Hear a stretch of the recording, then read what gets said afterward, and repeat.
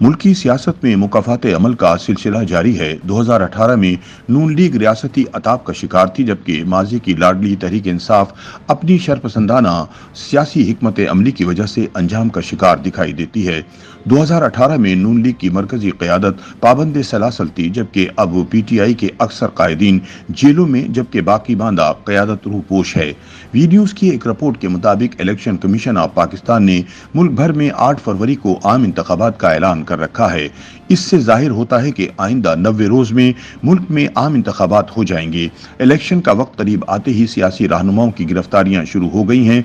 पाकिस्तान तहरीक इंसाफ के सीनियर रहनुमा और साबिक स्पीकर असद कैसर और पाकिस्तान तहरीक इंसाफ छोड़ने वाले साबिक वफाकी वजीर फवाद चौधरी को भी गुज़िश्ता 2 रोज में गिरफ्तार कर लिया गया है। इससे कबल साल 2018 में भी आम इंतखाबात से कबल मुस्लिम लीग नून के कायद और साबिक वजीर आजम नवाज शरीफ को जेल में कैद किया गया था, जबकि मुख्तलिफ केसेस में मुस्लिम लीग नून के दीगर रहनुमाओं को भी गिरफ्तार किया गया था।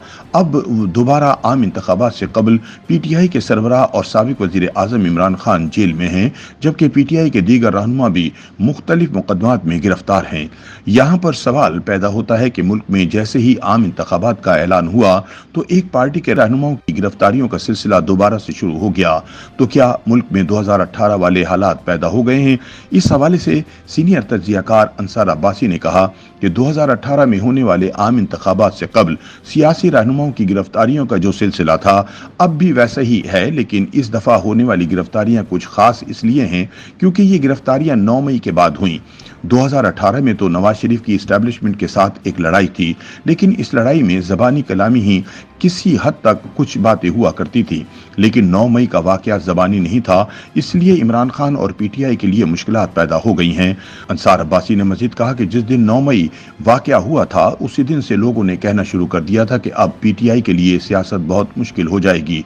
2018 में बहुत कुछ इस तरह का हुआ था, लेकिन 9 मई बहुत सख्त वाकया है। उन्होंने कहा कि अभी भी PTI के लोग 9 मई के हवाले से बहुत हल्की सी बात करते हैं, हालांकि वो इतनी हल्की बात नहीं है जितनी वो हल्की ले रहे हैं। पाकिस्तान की फौज के ऊपर इस तरह से हमला कभी किसी ने नहीं किया, तंसीबात को ही आग लगा दी हो। अंसार अब्बासी ने कहा कि कोई सोच भी नहीं सकता था कि कोई सियासी पार्टी फौजी तंसीबात पर धावा बोल देगी। दूसरी जानिब तज्जियाकार एजाज सैयद ने कहा कि इलेक्शन से कबल गिरफ्तारियों का सिलसिला नया नहीं है। हर इलेक्शन से कबल इसी तरह गिरफ्तारियां होती हैं, लेकिन इस मरतबा की गिरफ्तारियों की एक खास बात है कि इस मरतबा 9 मई का वाकया नया है और ये वाकया जिंदगी में पहले कभी नहीं हुआ। एजाज सैयद ने कहा कि नवाज शरीफ के केस का फैसला 2018 में आम इंतखाबात से चंद रोज कबल आया था, जबकि लीगी रहनुमा हनीफ अब्बासी के केस का फैसला तो इलेक्शन शेड्यूल के बाद आ गया था। अभी तो और भी बहुत कुछ होगा।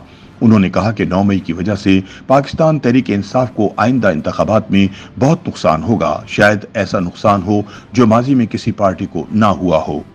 YouTube पर गूगली न्यूज देखने के लिए youtube.com की सर्च बार में गूगली न्यूज TV टाइप करें। गूगली न्यूज के पेज पर सुर्ख रंग के सब्सक्रिप्शन वाले बटन पर क्लिक करना ना भूलिए। YouTube पेज पर अपलोड होने वाली वीडियोस से बाखबर रहने के लिए बेल आइकन पर क्लिक कीजिए। आपको हर नई वीडियो के बारे में नोटिफिकेशन मौसूल हो जाएगा।